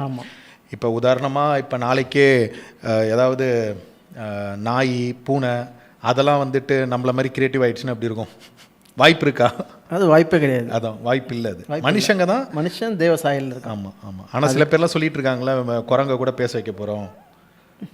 அது ட்ரை பண்ணலாம். ஆனால் அப்படி இருந்ததுன்னா வந்து இத்தனை அவங்க சயின்ஸ் படி என்ன சொல்கிறாங்கன்னா மில்லியன்ஸ் ஆஃப் இயர்ஸ் ஆகிடுச்சு. ஓகே அந்த எவல்யூஷன் இதாகி மனுஷங்க வந்து அந்த இதெல்லாம் சொல்கிறாங்க. அப்போ இந்நேரத்துக்குள்ளே வந்து அட்லீஸ்ட் ஒரு குரங்காச்சும் இல்லைனா பன்னிக்குட்டியாச்சும் ஏதாவது ஒன்றாச்சும் வந்து பேசியிருக்கணும். இல்லைனா வந்து மனுஷனை போல் என்ன பண்ண ஏதாவது ஒன்றாச்சும் படைச்சிருக்கணும். எதுவுமே நடக்கல. அதான் மனுஷன் மட்டும்தான் வந்து பார்த்திங்கன்னா டாமினன்ஸை ஒரே கிரியேட்டிவிட்டி இருக்குது. ஸோ அதனால் தேவனுடைய குணாதிசயம் சொல்லும்போது அந்த படைப்பாற்றல் அது வந்து ஒரு மிக முக்கியமான ஒன்றாக இருக்குது. சரி, ரெண்டாவது குணாதிசயமாக என்ன சொல்லலாம்? தேவனுக்கும் நமக்கும் ஒத்து போகக்கூடிய மிருகங்களுக்கு இல்லாத ஒரு குணாதிசயம் அது என்னது? இப்போ பார்க்கும்போது இந்த உலகத்தையே ஆளுகிறது யார் பார்த்தீங்கன்னா மனுஷன்தான். அப்போது ஆளுகை யோசிச்சு பாருங்கள். இது எனக்கு ரொம்ப இன்ட்ரெஸ்டிங்காக என் தாட்டில் வந்த ஒரு விஷயம். ஒரு என்னதுன்னா ஒரு எலியாக இருக்கட்டும், இல்லைனா ஒரு எறும்பாக இருக்கட்டும், இல்லைனா ஒரு பூனையாக இருக்கட்டும், அது குட்டி போட்டுதுன்னா வந்து பார்த்திங்கன்னா அட் அ டைமில் ஒரு 1000 குட்டி கிட்ட போடுது. எலி இது எறும்பு. இதே எலினா ஒரு 10 குட்டி அப்படி போடுது. பூனைனா ஒரு 3-4 குட்டி போட்டுது, 5 குட்டி அந்த மாதிரி போடுது. ஓகே, அவ்வளோ பாப்புலேஷன் ஒரே டைமில் பண்ண முடியுது. அதால் அதுவும் பார்த்திங்கன்னா அது டைம் ஃப்ரேம் பார்த்திங்கன்னா 6 மாதம் இல்லை 3 மாதம் அதுக்குள்ளே வந்து குட்டி போட்டு இது பண்ணிடுது. ஆனால் மனுஷன் பார்த்திங்கன்னா ஆவரேஜாக பார்த்திங்கன்னா ஒரு குட்டி ஒரு குழந்தை தான் பெற்றுக்க முடியும். இல்லைனா ட்வின்ஸ் இது பண்ணலாம், அது கொஞ்சம் ரேர் கேஸ். 3 பேர் என்ன சொல்லுவாங்க, ரேரஸ்ட் கேஸஸ். 4 ரேர், ரொம்ப ரேர். ஓகே, சில பேர் 9 குழந்தைலாம் பெற்றிருக்காங்களே ஒரே டைமில் இல்லை. ஒரே டைமில் இல்லை, அடுத்தடுத்து. ஆனால் அது பண்ணுறதுக்கு பார்த்தீங்கன்னா 9 மாதம் கேப் இருக்குது. 9 மாதம் அந்த மாதிரி கேப் இருக்குது. ஸோ அப்படி ஒரு குட்டியாக போட்டு இங்கே 800 கோடி குட்டிங்களை போட்டிருக்காங்க. உலகத்தையும் ரூல் பண்ணுறாங்க. ஓகே, இது யோசிக்கும் போது எனக்கே ஆச்சரியமாக இருக்குது. என்னடா இது, அது மற்றதெல்லாம் எங்கே போச்சு? இன்ட்ரெஸ்டிங்கான ஒரு தாட்டு தான். சரி, ஓகே. அப்போ ரெண்டாவது அந்த தேவனுடைய குணாதிசயம் அப்படின்னு சொல்லும் போது ஆளுகை தன்மையை சொல்லலாம். ஆமாம் இல்லையா? ஸோ என்னதான் வந்து சிங்கம் புலி அதெல்லாம் வந்து சிங்கத்தை வந்து காட்டுக்கு ராஜான்னு சொல்லுவாங்க இல்லையா? ஸோ அதே போல் வந்து ஒரு மிருகமும் வந்து அதனுடைய இடத்துல வந்து அது ராஜாவாக இருக்குது. ஆனால் மனுஷன் மட்டும்தான் இந்த ஒட்டுமொத்த பூமிக்கும் என்னவா இருக்கிறான்னா, ஒட்டுமொத்த பூமியும் தன்னுடைய கண்ட்ரோலில் வச்சிருக்கிறான். ஆமாம், எந்த மிருகமும் வந்து மனுஷனை தூக்கி ஒரு ஜூவில் போட்டு வைக்கல. ஆமாம், நம்ம தான் அவங்கள வந்து போட்டு வச்சுருக்கோம். அதற்கு காரணம் என்ன அப்படின்னா, எப்படி காட் வந்து எல்லாவற்றுக்கும் மேலாக இருந்து எல்லாவற்றையும் அவருடைய கீழாக வச்சு அந்த ஆளுகை தன்மையோடு இருக்கிறாரோ, அதே குணாதிசயத்தை வந்து யாருக்கும் கொடுத்துருக்கிறாருன்னா மனுஷங்களுக்கும் கொடுத்துருக்கிறாரு. அதுதான் வெளிப்படுத்துகிறான். அதான் அந்த ஆதியாகமம் 1:28 பார்க்கும்போது, பின்பு தேவன் அவர்களை நோக்கி, நீங்கள் பலுகி பெருகி பூமியை நிரப்பி பாருங்கள், அதுக்கப்புறம் அதை கீழ்ப்படுத்தி சமுத்திரத்தின் மச்சங்களையும் ஆகாயத்து பறவைகளையும் பூமியின் மேல் நடமாடுகிற சகல ஜீவ ஜந்துகளையும் ஆண்டு கொள்ளுங்கள் என்று சொல்லி தேவன் அவர்களை ஆசீர்வதித்தார். சொல்ல போனா பிளஸ் பண்றாரு. அது ஒரு பிளஸ்ஸிங்கு. சொல்ல போனா அதுங்களால நல்லா பார்த்துக்கோங்கப்பா அப்படின்றாரு.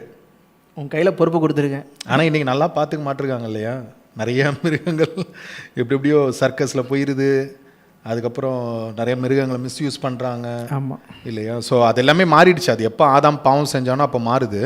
ஆனால் தேவன் வந்து என்ன செய்கிறார் அப்படின்னா, ஒரு சந்தோஷம். எப்படி வந்து ஒரு குழந்தை நம்ம வீட்டில் இருக்கும்போது அந்த குழந்தைகிட்ட ஒரு பொறுப்பு அப்பா வந்து கொடுத்து என்ன சொல்கிறாருன்னா, நீ வந்து இந்த வீட்டை பார்த்துக்கோப்பா அப்படின்னு சொல்கிறாரு இல்லையா? சொல்லலாம். இல்லைனா வந்து ஒரு ஃபார் எக்ஸாம்பிள் ஒரு வீட்டை வந்து அப்பா கட்டி எல்லாத்தையும் ஃபில் பண்ணிவிட்டு, ஓகேப்பா இந்த சாவி வச்சுக்கோ, நீ வீட்டை நல்லா பார்த்துக்கோ. அதான் அந்த மாதிரி தான். அதான். ஸோ ஒரு குழந்தை இருக்குது, அதாவது குழந்தைன்னா அந்த குழந்தை பிறந்து அங்கே வளருது. வளர்ந்ததுக்கப்புறம் எல்லா பொருளையும் அந்த வீட்டில் கொடுத்துட்டு, பெரிய தோட்டத்தெல்லாம் கொடுத்துட்டு, சாவி கொடுத்துட்டு, இனிமேல் இந்த வீடு உன் பொறுப்பு தான்ப்பா, நீ வந்து என்ன செஞ்சுக்கோ, இந்த தோட்டம் இந்த வீடு எல்லாத்தையும் நீ பார்த்துக்கோ அப்படின்னு சொல்லிட்டு ஆண்டுகொள் அப்படின்னு சொல்லும்போது என்ன ஒரு நம்பிக்கையோடு கொடுக்குறாரு அப்படின்னா, என் பையன் இந்த வீட்டை நல்லா பார்த்துப்பான், என் தோட்டத்தை நல்லா பார்த்துப்பான் அப்படின்னு, மிருகங்களை எல்லாத்தையும் நல்லா பார்த்துப்பான். எங்கேயாவது வந்து யோசிப்பாரா, அந்த மிருகத்தை போட்டு அடின்னு அடிப்பான், உதைப்பான், துப்புவான், அடுத்தது வீட்டுக்குள்ளே உட்காந்துக்கிட்டு ஒரே அட்டகாசம் பண்ணிருப்பான்னு நினைப்பாரா? இல்லைல்ல. ஸோ அப்போ அதே போல் காடுடைய பாயிண்ட் ஆஃப் வியூவிலேருந்து மனுஷனை அவருடைய சாயலில் படைச்சிட்டாரு. அவ்வளோ எல்லாத்தையும் பார்க்குற ரொம்ப அழகாக இருக்குது. மிருக ஜீவன்கள் ரொம்ப அழகாக இருக்குது, மரங்கள் செடிகள் ரொம்ப அழகாக இருக்குது. இப்போ தேவன் வந்து என்ன சொல்கிறாருன்னா, ஆதாம் கிட்ட அந்த ஒரு அதிகாரத்தை கொடுக்குறாரு. என்னென்னா, நீ பார்த்துக்கோப்பா, இவ்வளோ அழகாக நான் படைச்சிட்டேன், நீ என்ன செய்யுத மெயின்டைன் பண்ணு அப்படின்றாரு. நீ அழகாக அதை நீ என்ன செஞ்சுக்கோ, பார்த்துக்கோ, நான் அழகழகாக படைச்சிட்டேன், நீ என்ன செய்யாத மெயின்டைன் பண்ணு, உனக்கு கீழே தான் இது எல்லாமே. நான் எப்படி வந்து இந்த அண்ட சராசரத்திற்கும் மேலாக இருக்கிறனோ, அண்டா சராசரத்தையும் நான் ஆளுகை செய்கிறனோ அதே போல் நீயும் என்ன செய்ய, இந்த பூமியில் இருக்கக்கூடிய எல்லாத்தையும் நீ என்ன செய்ய, ஆண்டுகொள் அப்படின்னு சொல்லிட்டு காட் வந்து அவனை பிளஸ் பண்ணுறார். கரெக்ட். ஆனால் இந்த கேர்ஸ்க்கு அப்புறம் அது காமெடியாக அவன் என்ன பண்ணான்னா மனுஷங்களே ஆளுக ஆரம்பிச்சிட்டான். அதான் அது அடுத்த பாயிண்ட், அதை நம்ம பார்க்கலாம். ஸோ ஆனால் அந்த குணாதிசயம் அப்படின்னு சொல்லும் போது ரெண்டாவது ஒரு பாயிண்ட் வந்து இந்த ஆளுகை தன்மை. முதல்ல படைப்பாற்றல் பார்த்தோம், இப்போ வந்து ஆளுகை தன்மையை வந்து நம்ம வந்து பார்க்குறோம். ஸோ அதனால தான் சொன்ன பாயிண்ட் ஒரு காமெடியான ஒரு ஐரானிக்கல் பாயிண்ட்டாக இருந்தாலும் மனுஷனுடைய அந்த படைப்பாற்றல் இருக்கிறதுனால தான் இத்தனை கோடி மக்கள் இன்னைக்கு வரைக்கும் இருக்கிறானுங்க. ஆமாம், கோடிக்கணக்கான மக்கள்ல. இப்போ மிருகங்கள்லாம் வந்து ஏதாவது வியாதிப்பட்டுடுச்சுன்னா செத்து போயிடுது. ஆனால் மனுஷன் என்ன செய்கிறான்னா அவனுடைய படைப்பாற்றல் மூலமாக ஏதோ மருந்தை கண்டுபிடிச்சிட்டான்.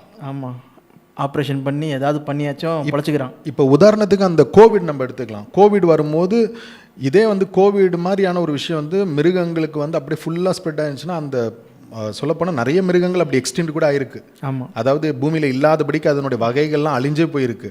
ஆனால் மனுஷனுடைய வகை மட்டும் அழிகிறதே கிடையாது இல்லையா? மனுஷனுடைய வகைகளை அழிக்கணும்னா அது மனுஷனால் தான் மட்டும்தான் முடியும். கரெக்ட் இல்லையா? அந்த காலகட்டத்தில் சில ட்ரைப்ஸ் எல்லாம் மனுஷங்க தான் அழிச்சிருக்கானுங்க, நம்ம வந்து பார்க்குறோம் நிறைய. ஆனால் வந்து நம்ம என்ன புரிந்து கொள்கிறோம் அப்படின்னா மனுஷன் வந்து எப்படிப்பட்ட சூழ்நிலையில் இருந்தும் அவனுடைய படைப்பாற்றல் மூலமாக அடாப்ட் பண்ணக்கூடிய திறன் இருக்குது அவனுக்கு இல்லையா? ஸோ அதை வந்து நம்ம வந்து பார்க்குறோம். ஸோ அதனால் தான் இன்றைக்கி வந்து எவ்வளோ வியாதி வந்தாலும் எவ்வளோ பிரச்சனை வந்தாலும் மனுஷன் வந்து பல ஆயிரம் ஆண்டுகள் என்ன ஆகிட்டு இருக்கான்னா வாழ்ந்து கொண்டே இருக்கிறானுங்க. அதாவது பல ஆயிரம் ஆண்டுகள் சொல்லும் போது ஒரு மனுஷனை சொல்லலை நம்ம, அதான் மனுஷன் இந்த சந்ததி அது வந்து என்ன ஆகிட்டு இருக்குன்னா அது போய்கொண்டே இருக்குது அப்படின்ட்டு நம்ம வந்து பார்க்குறோம். அதனால தான் அந்த மனுஷனுடைய அந்த பாப்புலேஷன் அந்த தொகை வந்து அது அதிகமாகிட்டு இருக்குது. இன்றைக்கு வரைக்கும் அந்த பாப்புலேஷன் கண்ட்ரோல் தான் பெரிய விஷயமா இருக்குது அப்படின்றத நம்ம வந்து பார்க்குறோம். ஆமாம். ஸோ அதனால் ரெண்டாவது விஷயம் அது. மூன்றாவது தேவனுடைய அந்த சாயல் அப்படின்னு சொல்லும் போது என்ன சொல்லலாம், என்ன அடுத்த குணாதிசயம் அப்படின்னு சொல்லும் போது அது எதை சொல்லலாம்? நித்திய ஜீவன் சொல்லலாம். ஓகே, தேவன் வந்து பார்த்தீங்கன்னா ஆதாம் ஏவாளுக்கு என்ன சொல்கிறாருன்னா, ஆதாம்க்கு என்ன சொல்கிறாருன்னா, நீ இங்கே இருக்கிற எல்லா மரத்தையும் இல்லை கனிகளையும் நீ சாப்பிட்லாம். ஓகே, வெறும் நன்மை தீமை மட்டும் சாப்பிடாத. ஓகே, அது சாப்பிட்டோன்னா நீ செத்து போயிடுவேன். இப்போ அங்கேயே என்ன தெரியுதுன்னு சொல்லி பார்த்தீங்கன்னா, அப்போது மனுஷனை ஜீவனோடு வைக்க தான் என்ன பண்ணுறாருன்னா ஜீவ விருட்சத்தின் கனியை வச்சிருக்காரு. அப்போ எல்லா கனிகளையும் சாப்பிட்லாம்னா ஜீவ விருட்சத்து கனியும் வந்து சாப்பிட்டுருப்பார் சொல்லி பார்க்குறோம். ஸோ அப்போ ஜீவனோட தான் வந்து இருந்திருக்காரு சொல்லி பார்க்குறோம் அந்த இதில் பார்க்கும்போது. அப்போ என்ன தெரியுது அப்படின்னா மனுஷனுக்கு மட்டும்தான், மனுஷனை படைக்கும் பொழுது தேவன் வந்து அவனை எப்படி படைச்சிருக்கிறாருன்னா நித்திய ஜீவனோட படைச்சிருக்கிறாரு. கரெக்ட். மரணத்தோடு அவனை படைக்கல. ஆமாம். இப்போ உதாரணமாக சொல்ல போனால் எல்லாத்துக்கும் வந்து ஒரு தொடக்கமும் இருக்குது, ஒரு முடிவும் இருக்குது. ஆமாம் இல்லையா? இப்போ மரங்களாக இருக்கலாம், செடிகளாக இருக்கலாம், மிருகங்களாக இருக்கலாம், எல்லாத்துக்கும் ஒரு ஸ்டார்டிங்கும் இருக்குது, ஒரு எண்டும் இருக்குது. ஒரு ஞாபகம் இருக்கா உங்களுக்கு? நீங்கள் ஒரு கிளாஸ் கூட எடுத்தீங்க நட்சத்திரங்கள் சொல்லிட்டு. ஆமாம். எடுக்கும்போது ஒவ்வொரு நட்சத்திரமும் வந்து பார்த்திங்கன்னா எப்படி ஆரம்பிக்குது, அது அந்த நெபுலாலேருந்து ஒரு ஸ்டார் மாதிரி உருவாகி கொஞ்சம் கொஞ்சமாக அந்த க்ளவுட்ஸ்லாம் வந்து ரொம்ப டென்ஸ் ஆகி அப்படியே அமுங்கி என்ன ஆகுதுன்னா அது உள்ளுக்குள்ளேயே வந்து ஃபியூஷன் மாதிரி வெடிச்சு அது வந்து நட்சத்திரங்களாவது, அதுலேருந்து வர்றது தான் பூமி, அந்த மாதிரி மற்ற கிரகங்கள்லாம் சொல்லி பார்க்கணும். அப்போ அந்த நட்சத்திரம் வந்து பார்த்தீங்கன்னா அப்படியே கொஞ்சமாக வளர்ந்து ஒரு டைம் ஆகுது, billions and billions of years ஆகுது. க்ளவுட் அண்ட் டஸ்ட்டில் அது உருவாகுது. அப்படியே கொஞ்சமாக வயசாக இப்போ நம்ம சூரியன் வந்து பார்த்தீங்கன்னா ஒரு மிடில் ஏஜ், ஒரு 30 வயசு 40 வயசு இருக்கிற ஒரு பையன் மாதிரி அது இருக்க வயசு சொல்லி சொல்கிறாங்க. ஓகே, இதே வந்து அப்படியே ஒரு 70 வயசு 90 வயசு மாதிரி. அப்போ எண்டாகும் பார்த்தீங்கன்னா ஒன்று அது வந்து சூப்பர் நோவா வந்து வெடிக்குது, இல்லைன்னா நியூட்ரான் ஸ்டாராக வந்து அது ஒரு டார்ஃப் இதில் ஸ்டாராக வந்து மாறிடுது சொல்லி சொன்னீங்க. அப்போ அதோட முடிவு. ஸோ அப்போ நட்சத்திரங்களுக்கும் வந்து பார்த்திங்கன்னா ஒரு ஆரம்பம் இருக்குது, ஒரு முடிவு இருக்குது சொல்லி நம்ம அன்றைக்கி பார்த்தோம் படம். ஆமாம். ஸோ எல்லாத்துக்குமே வந்து பார்த்தோன்னா ஒரு ஆரம்பமும் ஒரு முடிவும் இருக்குது. ஓகே, ஸோ அதில் ஒரு கேள்வி கூட நிறைய பேருக்கு வரலாம், அப்போ என்ன இந்த சூரியன் அதனுடைய மகிமை வந்து இழந்துருமா அப்படின்னு? அது தேவன் பார்த்துப்பார். ஆமாம், அது தேவன் வந்து மேபி இன்னொரு ஒரு அதுக்கு ஃபியூவல் ஏற்றோன்னே ஏற்றிடுவார், அவ்வளோதான். ஆமாம். இல்லைனா வேற ஒரு சூரியனை ரீப்ளேஸ் பண்ணுவாரா, அது எப்படி பண்ணுவார் சொல்லி நமக்கு தெரியல. ஆனால் என்ன ஒன்று தெரியுது அப்படின்னா எல்லாத்துக்குமே இந்த பூமியில் இருக்கக்கூடிய எல்லாத்துக்குமே என்ன இருக்குன்னா ஒரு தொடக்கமும் இருக்குது, ஒரு முடிவும் இருக்குது. அதே போல் மிருகங்களுக்கும் ஒரு தொடக்கம் இருக்குது, முடிவு இருக்குது. ஆனால் மனுஷனுக்கு மட்டும் என்ன இல்லை அப்படின்னா அந்த ஒரு முடிவுன்றது ஒன்றும் இல்லை. தொடக்கம் இருக்குது, அதனால தான் அவன் சிருஷ்டிக்கப்பட்டான். ஆனால் முடிவுன்றது வந்து ஒன்றும் கிடையாது, தேவன் தீர்மானிக்கவே இல்லை. ஆமாம், அதனால தான் நித்திய ஜீவனை குறித்து வந்து பைபிளில் நிறைய பேசுகிறதுக்கான காரணம் என்ன அப்படின்னா, காடு அவனை படைச்சதே எதுக்காகனா எவர் லாஸ்டிங் லைஃபுக்கு தான் படைச்சார். எப்படி அவருக்கு வந்து எப்படி வந்து எவர் லாஸ்டிங் லைஃப் இருக்கோ, அவருக்கு ஒரு முடிவே இல்லைல்ல, அதே போல் வந்து மனுஷனையும் அதுக்காக தான் அவர் படைச்சார், எவர் லாஸ்டிங் லைஃபுக்காக தான் படைச்சார் இல்லையா? ஆமாம். ஸோ காடை பார்க்கும்போது வந்து அவர் ஆதியும் அந்தமும் இல்லாதவர் சொல்லி போட்டிருக்கு. நம்மளுக்கு தொடக்கம் இருக்கு, ஆனால் அந்தம் முடிவு இல்லாதபடிக்கு தான் அவரோட சாயலில் நம்ம படைக்கப்பட்டோம் சொல்லி பார்க்குறோம். ஸோ அதுவே டிஃபைன் பண்ணது சொல்லி பார்க்குறோம். அதான். ஸோ அதனால் வந்து காடுக்கு வந்து ஒரு முடிவில்லாத ஒரு குணம் இருக்குது. ஸோ அவர் வந்து முடிவில்லாதவர் இல்லையா? ஸோ அதே போல் மனுஷங்களையும் வந்து சொல்லப்போனால் காடு வந்து எப்படி படைச்சிருக்கிறார் அப்படின்னா, மனுஷங்களையும் வந்து அழிவில்லாமல் தான் படைச்சிருக்கிறார், மரணம் இருக்கணும்னு சொல்லிட்டு படைக்கல. ஆமாம். ஸோ சொல்லப்போனால் அப்போ மிருகங்கள்லாம் கூட அழிய தான் செஞ்சுருக்கோம் இல்லையா? ஆமாம். அது ஆக்சுவலாக யோசிச்சு பார்த்தா அந்த முதலாம் உலகத்தில் அந்த ஏதேன் தோட்டத்தில் பற்றி நம்ம பார்க்க போகிறோம். ஆனால் அந்த தோட்டத்திலே வந்து பார்த்திங்கன்னா அவர் கம்பெனியனாக இருந்த நிறைய மிருகங்கள், ஒரு பறவைகளாக இருக்கட்டும், அதெல்லாம் வந்து பார்த்திங்கன்னா பிறந்து முட்டை போட்டு அது வளர்ந்து அது அப்படியே இறந்துருக்கும். அதை பார்த்தே வந்து அவர் தெரிஞ்சிருக்கலாம் இந்த மாதிரி மரணம்னா என்னன்னு சொல்லிட்டு. ஓகே, இந்த மாதிரி நீ சாப்பிட்டு செத்துறாத சொல்லி காட் அதை காமிச்சாச்சும் சொல்லி கொடுத்துருக்கலாம். கண்டிப்பாக. ஸோ அதன் மூலமாகவே என்ன தெரியுது அப்படின்னா, அதாவது ஒரு அவங்களுக்குள்ளாக வந்து அவங்க எந்த அளவுக்கு வந்து விசேஷமானவங்க அப்படின்றது அவங்களுக்கு வந்து ரொம்ப தெளிவாக தெரிஞ்சிருக்கும். ஆமாம் இல்லையா? எப்படி வந்து காடு மைக் ஒர்க் ஆகாத மாதிரி இருக்குது, செக் பண்ணுங்க. செக் ஓகே, செக் இதை அட்ஜஸ்ட் பண்ணியிருக்காங்களா? சரி, ஓகே. ஸோ அதனால் என்ன தெரியுது அப்படின்னா, தேவன் வந்து அவர்களையும் வந்து எப்படி படைச்சிருக்கிறாருன்னா, எப்படி வந்து அவருக்குள்ள நித்திய ஜீவன் இருக்கோ அதே போல் அந்த நித்திய ஜீவனோட செக் ஓகே லூஸ் கனெக்ஷன் நினைக்கிறேன், மன்னிக்கவும். ஓகே, சரி, ஓகே. ஸோ எப்படி வந்து தேவன் அவர் வந்து நித்திய ஜீவனோடு இருக்கிறாரோ, சாகாமையோடு இருக்கிறாரோ, அதே போல் மனுஷனை வந்து தேவன் படைக்கும் பொழுது மரணத்துக்கு எதுவும் அவனை வந்து படைக்கலை, மனுஷனை வந்து ஜீவனுக்காக தான் தேவன் வந்து படைச்சிருக்கிறாரு. ஸோ அதன் மூலமாகவே என்ன தெரியுது அப்படின்னா, மனுஷனுக்கும் மிருகத்துக்கும் இருக்கக்கூடிய அந்த வேற்றுமை, நம்ம எந்த அளவுக்கு விசேஷமாக இருக்கிறோம் அப்படின்றது ரொம்ப தெளிவாக இப்போ தேவ சாயல் என்னன்னு சொல்கிறது வந்து தெளிவாக தெரியுது. ஆமாம், தேவ சாயல் சொல்லும் போது அப்போ என்ன நம்ம புரிந்து கொள்கிறோம் அப்படின்னா, அவுட்டர் அப்பியரன்ஸ் கிடையாது.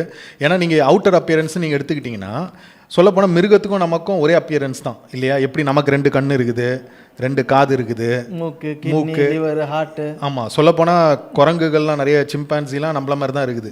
ஆமாம், ஆல்மோஸ்ட் தான் வந்து இந்த சயின்டிஸ்ட் சொல்கிறாங்க இதுதான் சொல்லிட்டு இருக்காங்க. அதான் ஆல்மோஸ்ட், ஏன்னா அதுக்கும் வால் இல்லை, ஆமாம், நம்மளுக்கும் வால் இல்லை. ஆமாம்.